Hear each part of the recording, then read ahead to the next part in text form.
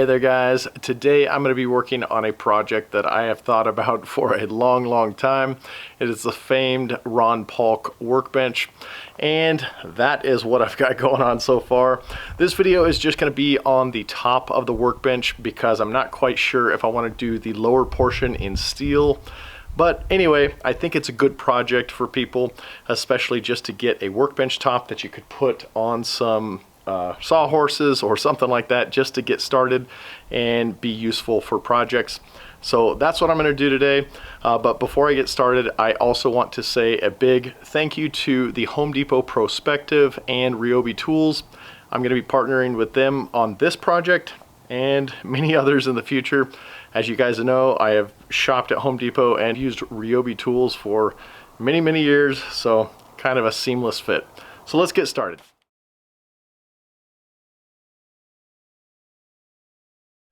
Starting this project out, the very first thing I had in mind was to reduce my workload a bit, and for that it's always a good idea to have Home Depot make the first cuts on your plywood.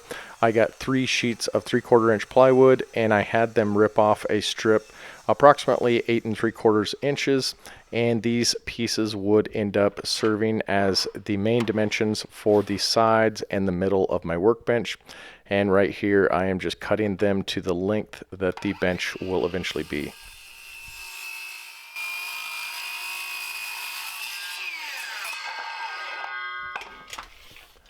The next step was to mark out the locations of the side tool openings. These little ports will serve as tool storage and storage for any other things you might be working on, just to keep them off the surface of the bench. And for that I used a scrap piece of wood and made a template for where my hole saw marks will go, and this will make a little more sense here in just a second. But right now I'm just drilling the pilot holes in each of the areas where a tool access port will eventually be going.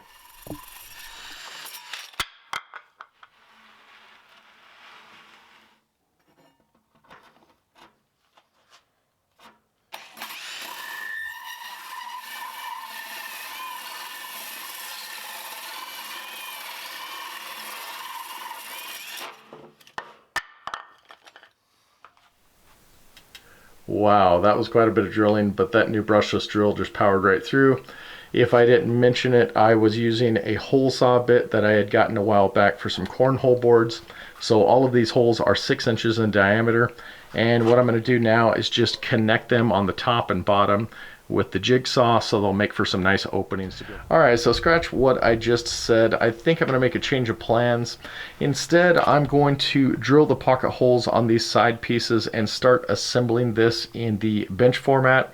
And I think once I get all these pieces connected together, it'll make for a more stable piece.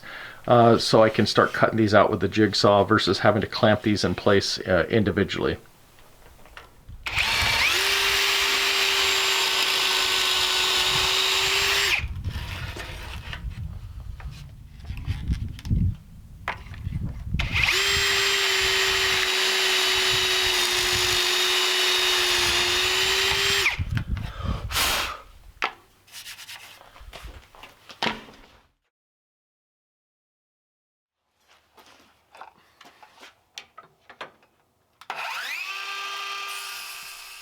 After drilling pocket holes on all of the side and vertically oriented pieces of the workbench top, I then cut to length the other 2 pieces of plywood that will serve as the top and the bottom surface of the workbench.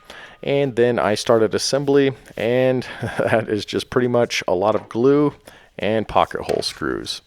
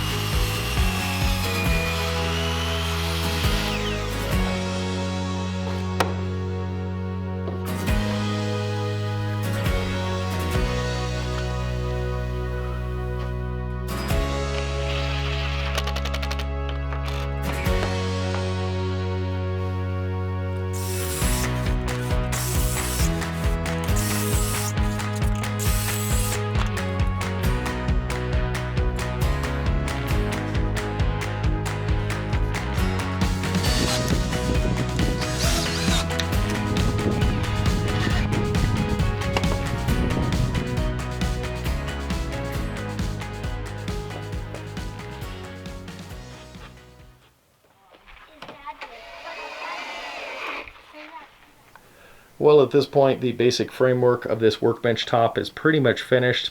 All I really need to do is just finish cutting out the little tool access ports and then add the final piece of plywood onto the bottom. And that would round out the torsion box type of structure that this workbench is kind of designed around.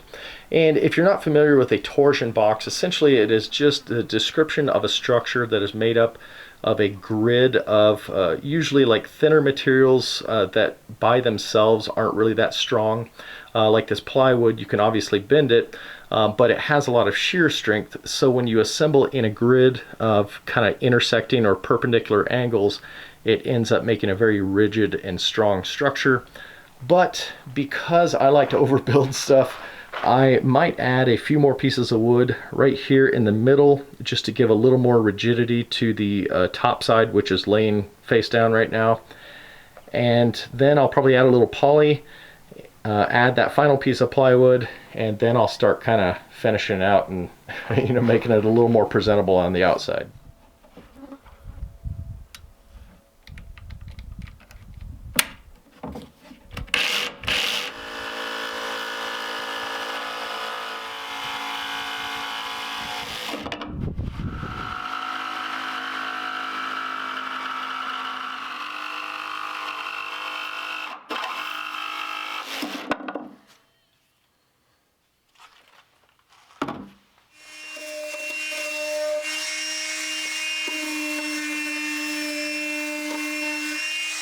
So at this point I have probably way overdone this, but that's alright.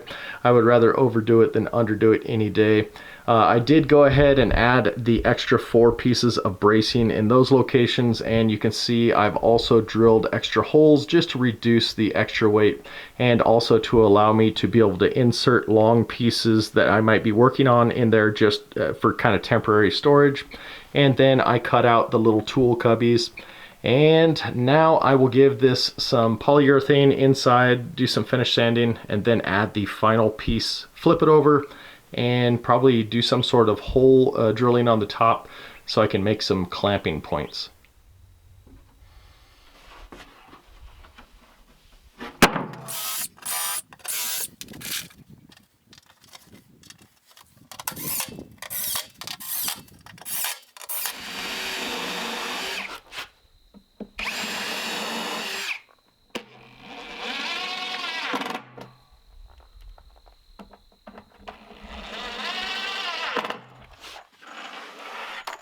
After getting the bottom piece of plywood glued and screwed down, I then marked out a grid of clamping holes on each end of the workbench. These holes were spaced out approximately 4 1/4 inches apart, and then I drilled all of the holes with a 7/8 inch Forstner bit. And if you are unfamiliar with holes like this in a workbench, essentially they just allow for the clamping down of a workpiece within the bench by using bar clamps. And I'll show an example of that a little bit later on, but they can also serve as places to put stop blocks for workbench end clamps and various things like that. But again, I'll show that towards the end of the video.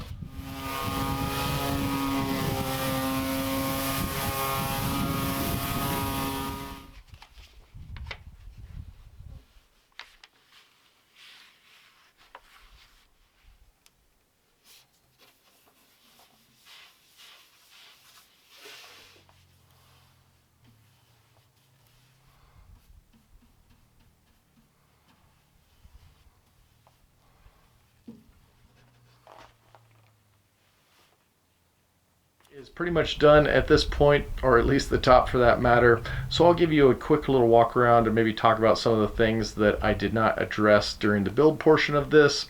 First off, the finish that I used was Varathane brush on poly. You saw that in the last clip. But on the third coat of that, I started getting some brush strokes that I just didn't like around the holes. So I sanded it down and finished it with a coat of the same Varathane polyurethane, but the spray can version, and I really like it a lot better. It's not glossy, you don't see any strokes, and that is pretty much it. Okay, so for the ends, you'll notice there are a lot of holes on the sides of this bench, and those are for clamping. I'll show you a little clip of that right now. Ron Paulk has holes throughout the bench on most versions of it, but I kind of wanted a little area in the middle that was going to be nice for like little assembly of nuts and bolts and screws and not having stuff fall through. And then the obvious portion, and really what kind of makes this bench quite different, is the torsion box kind of structure. It leaves you all of these spaces in between, and I will show you a few clips of just storing some tools in there. And that is pretty much it. I'm pretty happy with the way the cornhole board sticker turned out with my logo. I was thinking it might be a little more yellow, but I think it looks pretty good. So you guys will definitely be seeing this bench in a lot of future videos. And I think that's pretty much it. I'm still deciding what I'm going to do for the base, but I think I'm leaning towards steel as of this moment. Well guys, that is going to do it for the workbench. I know it was just the top, but I really do think that this would be a great project. If any of you just want to get a good, solid, stable work surface so that you can get started on whatever other projects you want to work on, and then figure out the base later, which obviously is what I'm planning on doing. And I have been thinking about it a little bit more. I think in the last comments I said I was leaning towards steel. And I think now I'm definitely going to make the lower half out of steel, probably very similar to my welding table, and then I'll build some sort of wooden cabinet in the middle that can have drawers that slide or that can be accessed from both sides. And then I'll probably put some beefy casters, or like off-road casters, to where I can move it back to the garage and to the shop for whenever I need it out here, but also so it can be kind of stored out of sunlight and different things like that. But anyway, if you guys are not familiar with Ron Paulk and his workbench designs, I would definitely encourage you to give him a Google search or a YouTube search. I think you'll be pretty impressed with these designed style of workbenches that he's come up with. He makes various versions, from portable ones that can be fit in a trailer to ones that are really big assembly tables, probably more like what I'm doing. But anyway, I think it's just very, very smart design work on his part. I did not use any of his plans. I just kind of looked at pictures and kind of came up with my own dimensions that I think in the editing portion I will put, you know, in where you see me cutting those things out. I'll kind of let you know on those things. As for the partnership with the Home Depot Prospective program and Ryobi Tools, I don't know what else to say about it other than it was just really the perfect match. I have been approached by tool manufacturers quite a few times over the years, and it just, you know, never really worked out, or it was something I didn't feel comfortable with.